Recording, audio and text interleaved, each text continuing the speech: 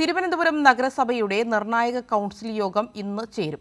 KAAPA case പ്രതിയായ councillor സുഗതനെ പുറത്താക്കണമെന്ന ആവശ്യത്തിൽ LDF ഉറച്ചുനിൽക്കും. അതേസമയം സുഗതൻ വിഷയം പരിഗണിക്കാതിരിക്കാൻ മേയർ നിരവധി വിഷയങ്ങളാണ് അജണ്ടയായി ഉൾപ്പെടുത്തിയിരിക്കുന്നത്. LDF തുടരുന്ന അനിശ്ചിതകാല സത്യാഗ്രഹ സമരം ഇന്ന് 5ാം ദിനം തുടരും.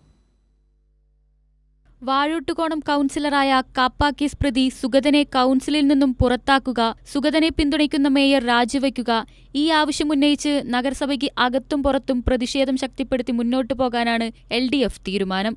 രാവിലെ 10 മണി മുതൽ LDFന്റെ റിലേ സത്യാഗ്രഹ സമരം നഗരസഭയ്ക്ക് മുന്നിൽ ആരംഭിക്കും.